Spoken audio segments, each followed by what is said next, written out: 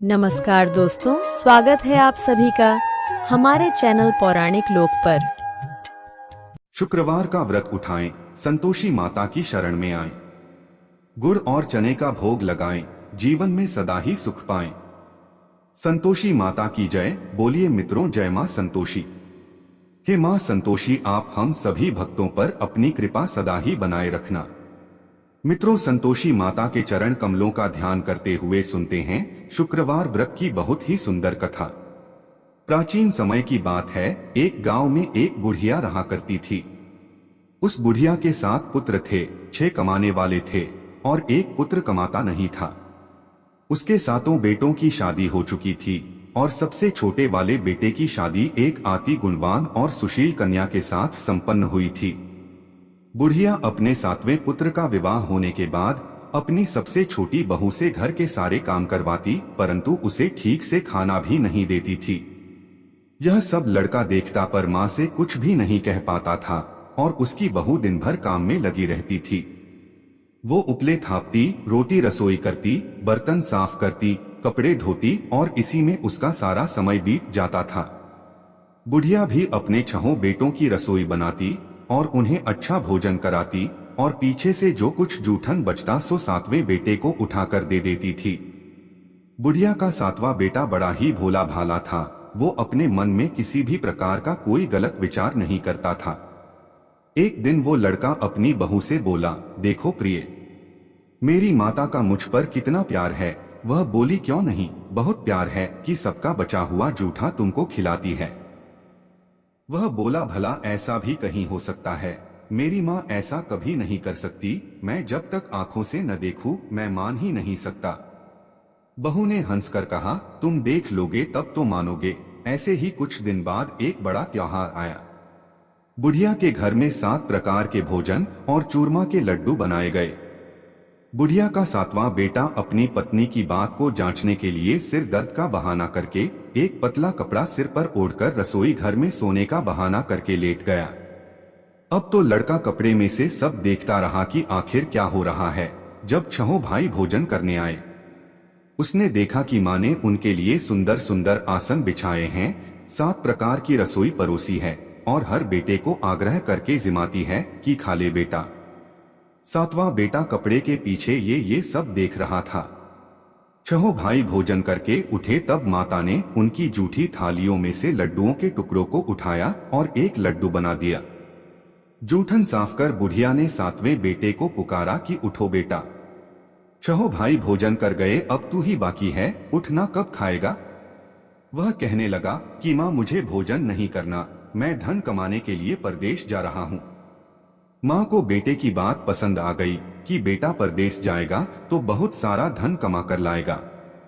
बुढ़िया ने अपने बेटे को जाने की आज्ञा दे दी और कहा कि कल जाता हो तो आज ही जा। वह बोला, हाँ हाँ, आज ही जा रहा हूँ। यह कहकर वह घर से निकल गया। चलते समय उसे अपनी पत्नी की याद आई। वह गौशाला में उपले थाप रही थी। वहीं पर जाकर वो अपनी पत्नी से बोला, हम जावे हैं परदेश को, आगे सो कुछ काल तुम रहियो संतोष से, धर्म आपनो पाल। वह बोली, जाओ पिया आनंद से, हमरु सोच हटाए, राम भरोसे हम रहें, ईश्वर तुम्हें सहाय। पत्नी बोली, दे निशानी आपनी, देख धरू मैं धीर, सुधी हमरी मति बिसारियो, रखियो मन गंभीर।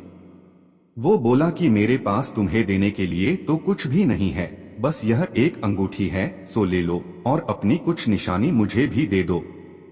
वह बोली, मेरे पास आपको देने के लिए क्या है? इतना कहकर वह पति के चरणों में गिरकर रोने लगी। इससे पति के जूतों पर गोबर से सने हाथों से छाप बन गई। वह घर से चल दिया और कई दिनों तक चलता रहा और चलते चलते वो एक दूर देश में जा पहुंचा। वहां पर एक बड़े साहूकार की दुकान थी। वहां जाकर वो कहने लगा, सेठ जी, मुझे धन की बहुत आवश्यकता है, मुझे आप नौकरी पर रख लो। साहूकार को भी काम के लिए एक व्यक्ति की जरूरत थी, तो वह बोला कि ठीक है, रह जा। लड़के ने पूछा कि साहूकार जी, वेतन क्या दोगे? साहूकार ने कहा, तुम्हारा काम देखकर दाम मिलेंगे। और ऐसा कहकर उसको साहूकार के यहाँ नौकरी मिल गई। वह रोज सवेरे 7 बजे से रात तक सेठ के पास नौकरी करने लगा। कुछ ही दिनों में वो लड़का दुकान का सारा लेन देन, हिसाब किताब, ग्राहकों को माल बेचना, सारा काम करने लगा। साहूकार के 7 से 8 नौकर थे। वे सब चक्कर खाने लगे कि यह तो बहुत होशियार बन गया है। सेठ ने भी लड़के का काम देखा और 3 महीने में ही उसे आधे मुनाफे का साझीदार बना लिया। इसी प्रकार से समय बीता और वह लड़का 12 वर्ष में ही नामी सेठ बन गया। अब तो मालिक सारा कारोबार उस पर छोड़कर बाहर चला गया। संतोषी माता व्रत कथा के अनुसार अब बहू पर क्या क्या बीत रही है, सो आप सुनो। बेटे के जाने के बाद सास अपनी बहू को बहुत दुख देने लगी। सास सारी गृहस्थी का काम करवाकर बहू को लकड़ी लेने जंगल में भेज देती। इस बीच घर की रोटियों के आटे से जो भूसी निकलती उसकी रोटी बनाकर रख दी जाती और फूटे नारियल के खोपरे में पानी पीने के लिए दिया जाता। और इस तरह उस दुखियारी के दिन बीत रहे थे। पति के जाने बाद बहू पर सास के अत्याचार धीरे धीरे और ज्यादा बढ़ते चले गए। एक दिन बहू इस सब से दुखी होकर मंदिर चली गई। वहां उसने देखा कि बहुत सी स्त्रियां कोई पूजा कर रही थीं। उसने स्त्रियों से उस व्रत के बारे में जानकारी ली तो वे बोली कि हम संतोषी माता का व्रत कर रही हैं।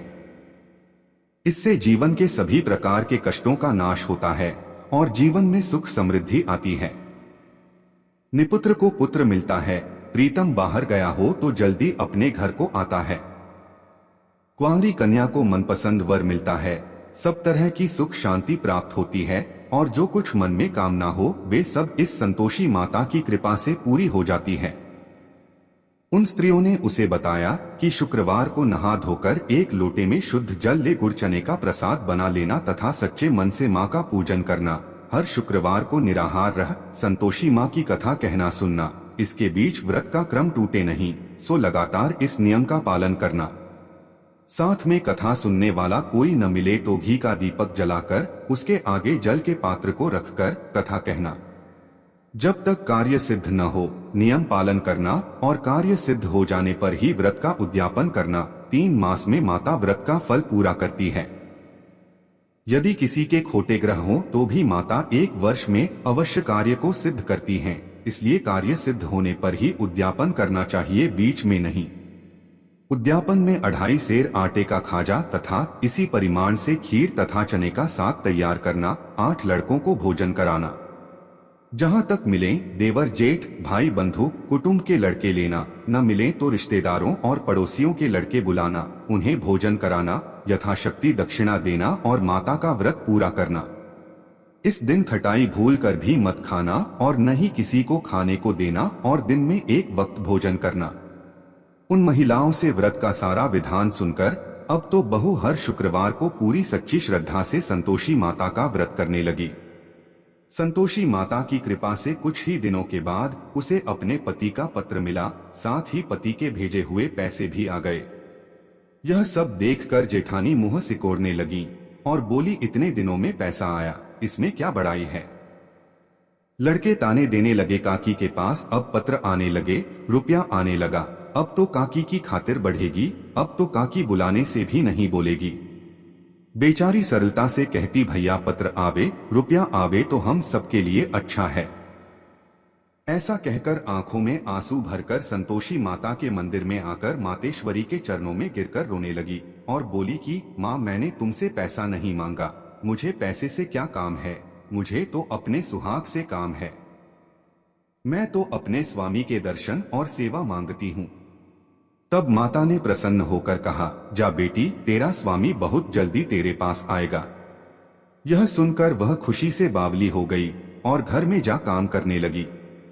अब संतोषी माँ विचार करने लगी कि इस भोली भाली पुत्री से मैंने कह तो दिया तेरा पति आएगा, पर कहां से। वह तो स्वप्न में भी इसे याद नहीं करता, उसे याद दिलाने मुझे जाना पड़ेगा। इस तरह माता बुढ़िया के बेटे के पास स्वप्न में प्रकट होकर कहने लगी, साहूकार के बेटे, सोता है या जागता है। वह बोला, माता, सोता भी नहीं हूँ, जागता भी नहीं हूँ, बीच में ही हूँ, कहो क्या आ गया है। माँ कहने लगी, तेरा घर बार कुछ है या नहीं। वह बोला, मेरा सब कुछ है माता, माँ बाप भाई बहन बहू, क्या कमी है। माँ बोली, पुत्र, तेरी स्त्री घोर कष्ट उठा रही है, माँ बाप उसे दुख दे रहे हैं, वह तेरे लिए तरस रही है, तू उसकी सुधि ले। वह बोला, हाँ माता, यह तो मुझे मालूम है, परंतु मैं जाऊं तो जाऊं कैसे? परदेश की बात है, लेन देन का कोई हिसाब नहीं, कोई जाने का रास्ता नजर नहीं आता, मैं कैसे चला जाऊं? माँ कहने लगी, मेरी बात मान, सवेरे नहा धोकर संतोषी माता का नाम ले और एक घी का दीपक जला।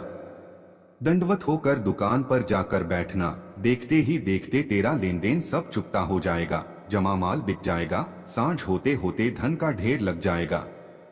जब सवेरे उठकर उसने लोगों से अपने सपने की बात कही तो वे सब उसकी बात अनसुनी कर खिल्ली उड़ाने लगे कि कहीं सपने भी सच होते हैं। पर एक बूढ़ा बोला, देख भाई, मेरी बात मान, इस प्रकार सांच झूठ करने के बदले देवता ने जैसा कहा है वैसा ही करने में तेरा क्या जाता है? वह बूढ़े की बात मान, स्नान कर संतोषी माँ को दंडवत कर घी का दीपक जला, दुकान पर जा बैठा।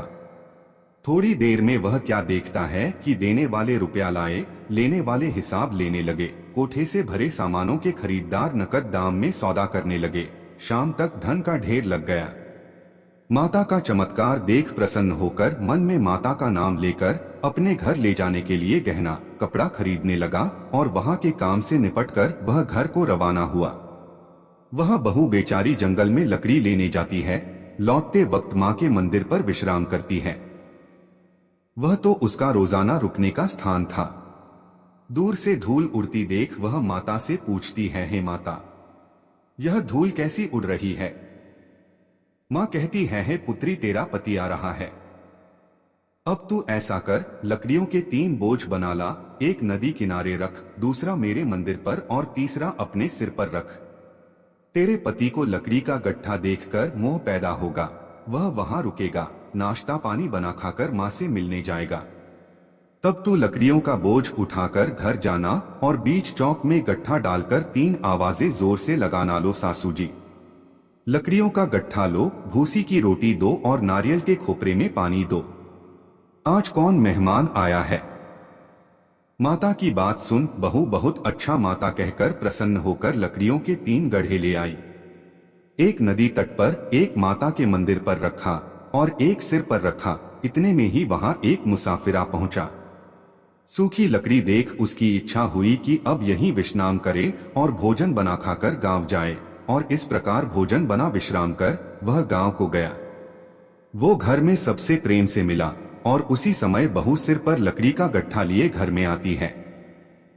लकड़ी का भारी बोझ आंगन में डाल, जोर से 3 आवाज देती है, लो सासू जी, लकड़ी का गट्ठा लो, भूसी की रोटी दो, नारियल के खोपरे में पानी दो। यह सुनकर सास बाहर आ गई, अपने दिए हुए कष्टों को भुलाते हुए कहती है, भू ऐसा क्यों कहती है? तेरा मालिक तेरा पति आया है। अब बैठ, मीठा भात खा, भोजन कर, कपड़े घने पहन। इतने में आवाज सुन उसका स्वामी बाहर आता है और अपनी अंगूठी देख व्याकुल हो माँ से पूछता है, माँ यह कौन है? माँ कहती है, बेटा यह तेरी बहू है। आज 12 वर्ष हो गए तू जब से गया है, तब से सारे गांव में जानवर की तरह भटकती फिरती है, कामकाज घर का कुछ करती नहीं, 4 समय आकर खा जाती है। अब तुझे देखकर भूसी की रोटी और नारियल के खोपरे में पानी मांगती है। वह लज्जित हो बोला, ठीक है माँ, मैंने इसे भी देखा है और तुम्हें भी देखा है। अब मुझे दूसरे घर की चाबी दो तो उसमें ही रहूंगा। तब माँ बोली, ठीक है बेटा, तेरी जैसी मर्जी। इतना कहकर चाबी का गुच्छा पटक दिया। उसने चाबी लेकर दूसरे कमरे में जो तीसरी मंजिल के ऊपर था खोलकर सारा सामान जमाया और एक दिन में ही वहां राजा के महल जैसा ठाट बाट बन गया। अब क्या था, वे दोनों पति पत्नी सुखपूर्वक रहने लगे और इतने में अगला शुक्रवार आया। बहू ने अपने पति से कहा कि मुझे माता का उद्यापन करना है। पति बोला, बहुत अच्छा, खुशी से करो, और वह तुरंत ही उद्यापन की तैयारी करने लगी। जेठ के लड़कों को भोजन के लिए कहने गई। उसने मंजूर किया, परंतु पीछे जेठानी अपने बच्चों को सिखलाती है, देखो रे, भोजन के समय सब लोग खटाई मांगना, जिससे उसका उद्यापन पूरा न हो। लड़के जीनने आए, खीर पेट भरकर खाई, परंतु याद आते ही कहने लगे, हमें कुछ खटाई दो, खीर खाना हमें भाता नहीं, देखकर अरुचि होती है। बहू कहने लगी खटाई किसी को नहीं दी जाएगी, यह तो संतोषी माता का प्रसाद है। लड़के तुरंत उठ खड़े हुए, बोले चाची पैसा लाओ। भोली बहू कुछ जानती नहीं थी सो उन्हें पैसे दे दिए। लड़के उसी समय जाकर के इमली ला खाने लगे और यह देखकर बहू पर माताजी ने कोप किया। माता के क्रोध से राजा के दूत उसके पति को पकड़कर ले गए और जेल में बंद कर दिया। इस सब से जेठ जेठानी बहू को खोटे वचन कहने लगे कि लूट लूट कर धन इकट्ठा करके लाया था, सो राजा के दूत पकड़कर ले गए चोर को। अब सब मालूम पड़ जाएगा जब जेल की हवा खाएगा तो। बहू से यह वचन सहन नहीं हुए। वो रोती रोती माता के मंदिर में गई, बोली हे माता, तुमने यह क्या किया? हंसाकर अब क्यों रुलाने में लगी हो? माता बोली, पुत्री, तूने गलत उद्यापन करके मेरा व्रत भंग किया है। तूने इतनी जल्दी सब बातें भुला दी। वह कहने लगी, माता भूली तो नहीं हूं, न कुछ अपराध किया है, मुझे तो लड़कों ने भूल में डाल दिया। मैंने भूल से उन्हें पैसे दे दिए, मुझे क्षमा कर दो। माँ बोली, ऐसी भी कहीं भूल होती है। वह बोली, माँ मुझे माफ कर दो, मैं फिर तुम्हारा उद्यापन करूंगी। माँ बोली, ठीक है, पर अब भूल मत करना। वह बोली, अब नहीं होगी। माँ बोली, जा पुत्री, तेरा पति तुझे रास्ते में ही आता मिलेगा। और वह घर को चल दी। राह में पति आता मिला तो उसने पूछा, तुम कहाँ गए थे? तब वह कहने लगा, इतना धन कमाया है, उसका कर राजा ने मांगा था, वही भरने गया था। वह प्रसन्न होकर बोली, भला हुआ, अब घर चलो। कुछ दिन बाद फिर शुक्रवार आया। वह बोली, मुझे माता का उद्यापन करना है। पति ने कहा, ठीक है, करो। वह फिर जेठ के लड़कों से भोजन करने को कहने गई तो जेठानी ने एक दो बातें सुनाई और लड़कों को सिखा दिया कि तुम पहले ही खटाई मांगना। लड़के कहने, जगह में खीर नहीं खाना, जी बिगड़ता है, कुछ खटाई खाने को देना। वह बोली, खटाई खाने को नहीं मिलेगी, आना हो तो आओ। और ऐसे वह ब्राह्मणों के लड़के बुलाकर भोजन कराने लगी। यथाशक्ति दक्षिणा की जगह एक एक फल उन्हें दिया और इससे संतोषी माता प्रसन्न हुई। माता की कृपा होते ही 9वें मास उसको चंद्रमा के समान सुंदर पुत्र प्राप्त हुआ। वो पुत्र को लेकर प्रतिदिन माता जी के मंदिर में जाने लगी। माँ ने सोचा कि यह रोज आती है, आज क्यों न मैं ही इसके घर चलूं, इसका आसरा देखूं तो सही। यह विचार कर माता ने भयानक रूप बनाया। गुड़ और चने से सना मुख, ऊपर सूंड के समान होंठ, उस पर मक्खियां भिनभिना रही थीं। दहलीज में पाव रखते ही उसकी सास चिल्लाई, देखो रे, कोई चुड़ैल डाकिन चली आ रही है, लड़कों इसे भगाओ, नहीं तो किसी को खा जाएगी। लड़के डरने लगे और चिल्लाकर खिड़की बंद करने लगे। यह सब बहू रोशनदान में से देख रही थी। प्रसन्नता से पगली होकर चिल्लाने लगी, आज मेरी माता जी मेरे घर आई हैं। यह कहकर बच्चे को दूध पिलाने छोड़ देती है। इतने में सास का क्रोध फूट पड़ा, बोली, रांड इसे देखकर कैसी उतावली हुई है जो बच्चे को पटक दिया। इतने में मां के प्रताप से जहां देखो वहीं लड़के ही लड़के नजर आने लगे। वह बोली, मां जी, मैं जिनका व्रत करती हूँ यह वही संतोषी माता हैं। इतना कह झट से सारे घर के किवाड़ खोल देती है। सबने माता के चरण पकड़ लिए और विनती कर कहने लगे, हैं माता, हम मूर्ख हैं, हम अज्ञानी हैं, पापी हैं। तुम्हारे व्रत की विधि हम नहीं जानते, तुम्हारा व्रत भंग कर हमने बहुत बड़ा अपराध किया है। हे माता, आप हमारा अपराध क्षमा करो। इस प्रकार माता प्रसन्न हुई और सभी को आशीर्वाद दिया। माता, आपने बहू को जैसा फल दिया वैसा सबको देना। जो भी भक्त माता की यह कथा पढ़े उसका हर मनोरथ पूर्ण हो। तो बोलिए प्रेम से संतोषी माता की जय।